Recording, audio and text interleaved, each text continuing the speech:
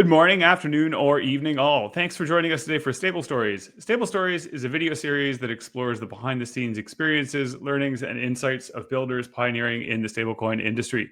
Today we have Ash, the founder of Axal, the world's yield primitive. Welcome, Ash. How's it going?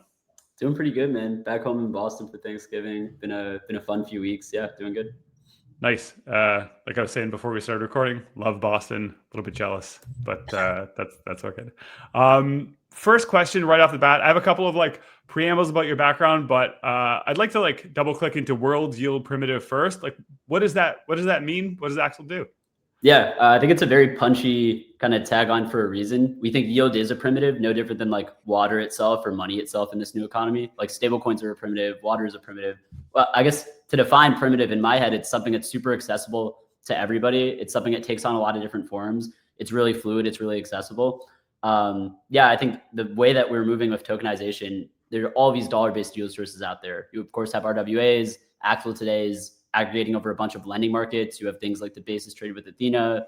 You have things like Pendle for fixed rates. There's this never-ending sea of things that are out there for yield. And I think when you look at that fractured mess, it's very hard to get exposure to it. We want to build yield as a primitive where it's super accessible. Anyone can use it. APIs, consumer app, X402, MCPs, whatever the future holds for how you access it. Kind of like how people view money market funds today. Like a lot of folks are, it's not a perfect analogy, but it's okay. Like a lot of folks are wrappers around them. Fintechs apps use them. You can invest in them directly. Institutions use them. Yeah, so building very much the yield primitive. Amazing. Huge challenge right now and massive opportunity in taking crypto DeFi products and making them usable for everyday people. So that's fantastic. Zooming back a little bit, how'd you get started with Axal? Tell me a little bit about your sort of crypto background and how you came to the project. Yeah, it's been a fun journey. I graduated college last year, 2024. I got into crypto my freshman year, 2020, right after DeFi summer. I was in a club on campus where they just kind of match kids up with VCs and angels to do research. And I'd never written a lot of code in my life. I'd never heard of crypto, but very luckily got matched with a guy who made a ton of money from DeFi summer and knew nothing about it. So every week, my intro to life was sort of just do a PowerPoint presentation on stablecoins, do one on CBDCs, do one on Uniswap versus Sushi, like everything of the time. I got more and more crypto pilled, got excited about the stuff philosophically, started learning how to code because I got jaded by all my econ classes and other things I was doing. And like I think a lot of people in this space, like hackathons were the real hook to get me totally committed. I just loved the feeling of building in 2 days, trying out some new idea. And there was a lot of money in the space for a while. So me and my friends did a bunch of hackathons. One after another, escalated to us getting into A16Z's Crypto Startup School Accelerator. Ironically, it's kind of full circle. We were doing treasury management back then. The pitch was like, it's hard for me and my friends to manage all of our hackathon winnings and crypto that we had. You should add a permission layer on top of a Gnosis safe to make it more usable. So something beyond just like multi-sig sign for every task. Nobody gave a shit at all. Like every CFO we spoke to didn't really care. They were fine with the spreadsheet and managing. I won't bore you with some other pivots. I raised a pre-seed last summer around a very broad idea. I think very much betting on me as opposed to the idea itself. We're excited about intents and agents to automate tasks. As you can tell, the theme here is there isn't like such a specific, this is the thing. Went live with a product that was kind of an all-in-one trading app in February. Realized nobody cared about most of the features except for one that we had at the time, which was yield. And that was the real like look in the mirror moment. Is this the time? Is this the idea? Is this something that we want to build? And the answer is a resounding yes across the board. So we've been all in on yield since I'd say like March, April-ish. Amazing. I want to come back to yield as a product, but before we jump into that, baseline question for all the guests that join. First time you used a stablecoin, you remember what it was or what was the experience?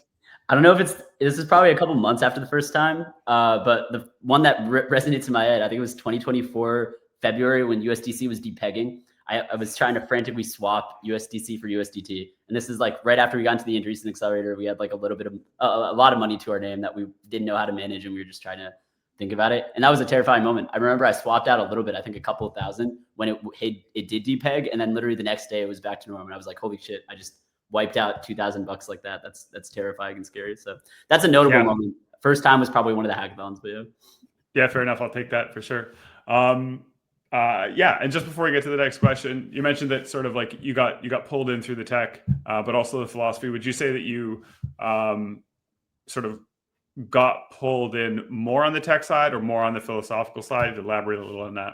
Definitely the philosophical side. I mean, I had no technical background at all. In fact, I was the type of kid who was just against being a bot, almost sometimes irrationally. And I was surrounded growing up by a lot of kids that were becoming software engineers. They were doing stuff with tech. So my entry into all of this was like, I'll do econ. I'll do something that's like a little bit more different. I'll become a lawyer. Like, who knows? Like, this is just me early days in college. And I think for me, in the way I kind of describe it today, and the way I totally described it to myself way back then, was like, blockchains are the closest things to truth or guarantees that we have. Outside of science itself, in theory. In practice, there you have a lot of concerns around how decentralized is this thing. Like, even for stablecoins, like, are reserves being reported as desired? There's of course a lot of off-chain stuff going on, but like consensus amongst a lot of people that distrust each other for arbitrary data, could be a game, could be DeFi related, could be something else. That's extremely powerful. And I think at a just philosophical aura, that excites me a lot. Like, guarantees in a system, gun to my head, I can't do something. And that's what I try to hold the bar at for Axal itself today. Even it's like, gun to my head, can I do something to my user funds or to anybody interacting with Axal that they haven't consented to? The answer always needs to be no. Otherwise, it's almost like, what is this space doing? Like, to me, that's the real edge for blockchains in general and anything that's built out on top of it.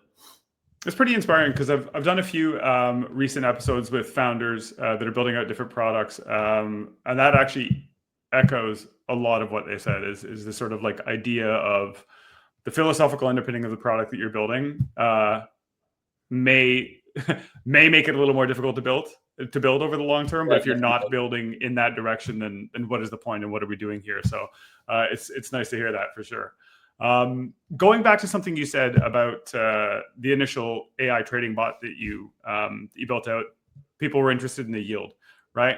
There's sort of this idea that yield ends up being the battleground for the app layer, right? Like, a lot of things have potential to sort of compress to zero, and it seems like yield is going to be where everybody hangs a hat on. How do I attract new users?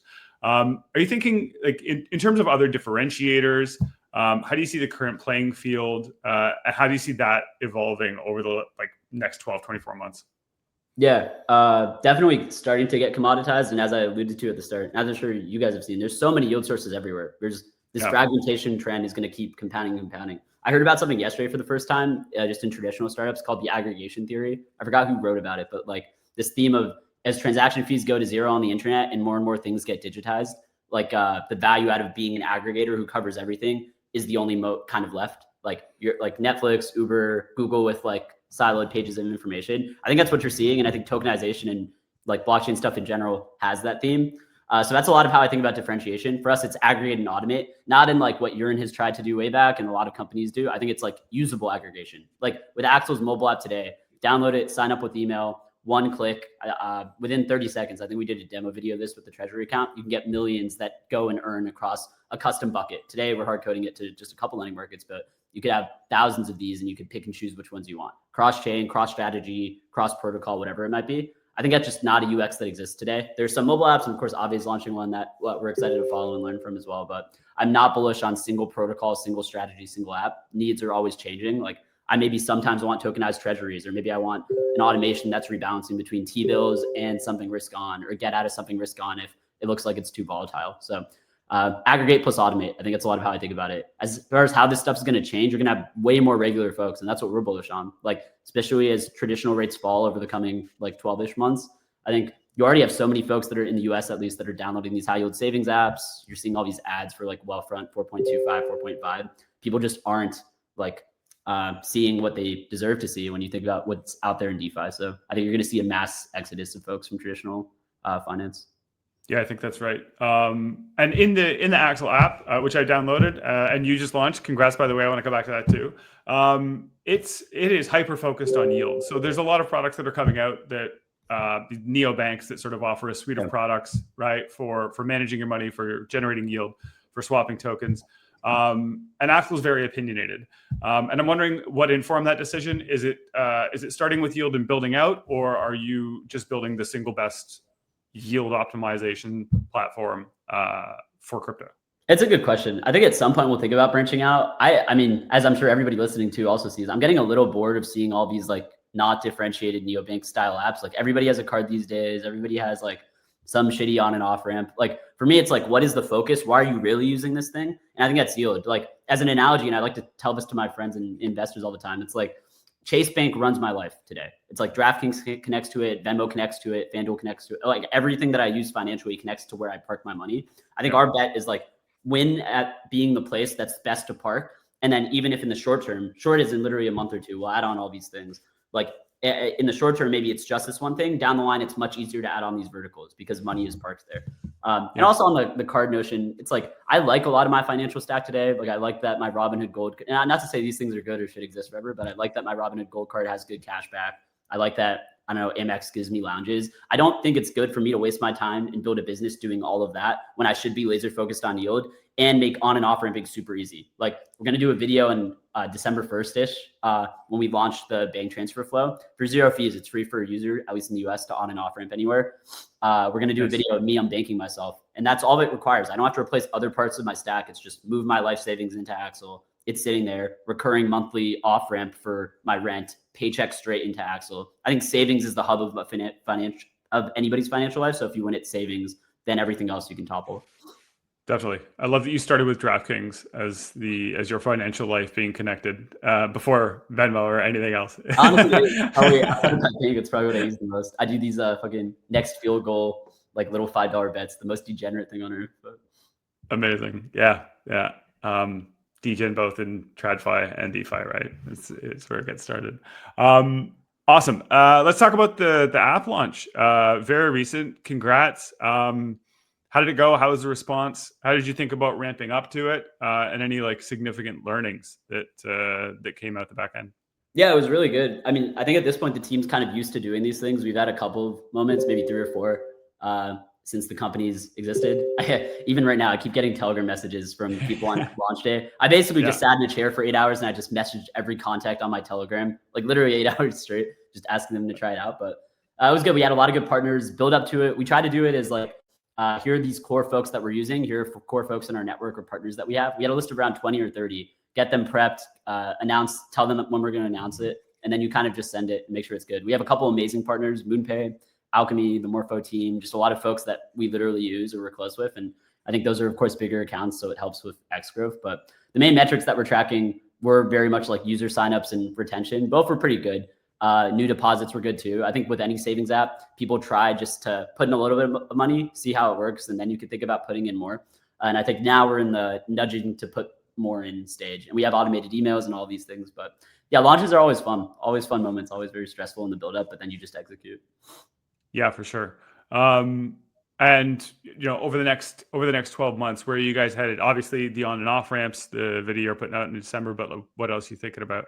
Honestly, what I get really pumped about, of course, more automations. Like by the end of the year, we'll have like a T-bill circuit breaker, which I think is good. Aave is, I think, currently doing worse than treasuries, which is funny because I always gave this as an example and it never actually happened, at least in recent memory. But like great example where you're taking excess smart contract risk for probably no return for a lot of people. So being able to have an automation that moves your funds out is cool. So excited about some more automations. You can imagine a world where like a Polymarket data feed tied to like Fed rate announcements changes your allocation as far as like yield strategies.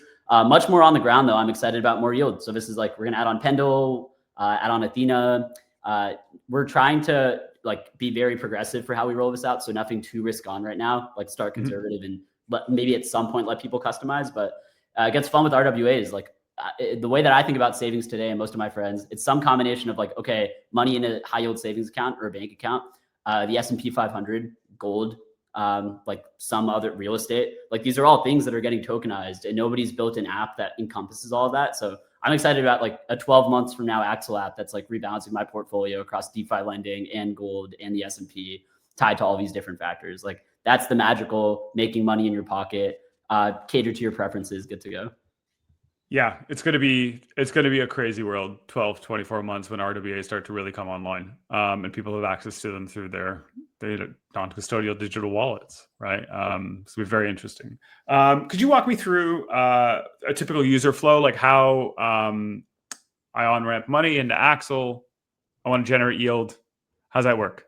Yeah, we've tried to just, I think Aave had some good tweets about this. Like, can you pass the fintech test? Like when you use this app, does it feel like it's a crypto app or can you not tell if it's crypto under the hood versus being a normal fintech? I think we're starting to get there. Like today we use Coinbase for a couple of products. They have good on-ramps for Apple Pay. It's only for debit card unfortunately, and it's restricted to US users right now, but it works if you have those, like basically no fees. If you already have a Coinbase account, it's instant. What we're going to roll out in a few weeks, which I'm really pumped about because I think it's the best on-ramp in existence because they're willing to subsidize it right now. Robinhood has Robinhood Connect for on and off ramping straight to your Robinhood account. Super instant, works like a charm. Excited about that. Cross-chain deposits, that's the more crypto native side, but doesn't matter where you have your USDC. We're using CCTP v2 under the hood to just get funds in. You don't even think about it. Like got money on Solana, got money on Monad, whatever, just send it and it's good to go. And then bank transfers is the big one. Like that literally feels like if you downloaded a SoFi or a Chime or a Wealthfront or insert any fintech app, basic KYC at the start, not that much that you have to worry about. Connect with Plaid. As soon as you've connected with Plaid, you're good to go. Like 3 to 5 days, we'll get money in the bank. We're exploring fronting it for folks as well, but no different than any savings account. And the actual app is simple. Sign up with Google. Once you get your money in, you swipe up. We gamified it a lot. Looks like Robinhood, totally green screen. You can look at proof for what's going on under the hood if you really care about it. But yeah, does the job. Very cool. Nice. And then in terms of like the yield generation strategy, is there a single one or are there multiple, or is the plan to roll out multiple based on like the RWAs and what you're talking about? Yeah, this is where it gets interesting on the consumer side because like we had a big debate / conversation with one of our angel investors, Ivan, who's the founder of MoonPay, about this. And he saw a version of the app where we let people customize a lot of strategies. And he was like, this is too much friction and decision paralysis. And I think that's generally true. Like we called this Axal Prime, like just our bucket that we're creating today. It's not like we're curating it and you're forced to do it. Like you can see what the allocations are before you've invested. We're defining these pools. It's all defined in a T, including allocations, still fully non-custodial, and you can manage it if you want. But there is a benefit to like user just sees it and you can just get started. I don't think that changes anytime soon, but we have thought a lot about UX for like, well, if we roll out gold, it should be like a checkbox thing, or maybe it's a pie chart and you can just change this like basket. Like I feel like most people have that mental model. It's like half of my money in the S&P, half of it in my bank, or like quarter in the S&P, quarter in gold, rest of my bank kind of thing. And I think if you can visualize that without having too much information overload, that works. So want to customize it. I don't think it's happening for the next few months though. Yeah. And I mean, I really do think there's something to be said for not offering too many options right off the bat. We had something similar. A lot of research was done about like APY being generated. And it actually turned out that people had a much more difficult time having to decide, you know, which bucket to choose, even though there was more flexibility in the crypto space. You want to give every option that you possibly can, but starting small and scaling up makes a ton of sense. Yeah, I think for businesses, it's maybe slightly different. Like you can start to let them customize it sooner, whether it's APIs or dashboard. Like we have conversations with folks that came to us last week because Athena is not printing like it used to. And they're like, oh, I need a new yield source. I'm a centralized exchange. I can do whatever I want with user deposits. I just to make sure it's competitive. All these weird requests. And I think that adds to the thesis of Axal. Like everybody has different yield preferences. Like I should be very unopinionated. My end game should be very unopinionated. I am like what the S&P 500 has done for volatile assets. We're like, nobody knows what number 301 is in the S&P. You just know that it's some weight ranked metric for getting exposure to this index. I think that's what yield should be. And like, if down the line, it gets easier and easier to customize that basket to whatever you want, just US dollars, just Brazilian tokenized bonds, just DeFi lending, just Pendle, some weighted average of all, like who knows? Yield is going to continue getting fragmented and somebody has to be the all-seeing eye. Yeah, I agree totally. Awesome. Well, this has been a great episode. Where should people go to learn more about Axal? Yeah, I mean, we're get Axal on all socials, GTAXAL. The website, the first purchase that I made actually was ax.al, that domain. And we got axal.com recently, but you can just go to ax.al or axal.com. The doc site is pretty informative. Honestly, we got a ton of just videos on all socials. Like we got the engineers making TikToks and Instagram videos, like use Axal to pay for your subway commute, use Axal to pay for your Thanksgiving dinner, like all these things. And I think it's cool. Like it's cool to actually see a savings account where every few seconds you're making money. So all the social channels are good. You can always reach out to the team, DM the Axal account. We're on it like that. Like we had a guy who commented right before this call saying like, oh shoot, it looks like I can't withdraw. And like within seconds we're replying, giving him instructions, proof that this is fully non-custodial, but we're super responsive. Amazing. I will throw the links in the show notes as well so people can jump in there and grab them. Awesome. Ash, thank you for joining. Congrats on the launch. Yeah, look forward to watching Axal grow. Seems like it's going to be an exciting year. Thanks, man. We'll see. It should be good. Very excited. Perfect. Thanks everyone for joining. Talk soon. Cheers.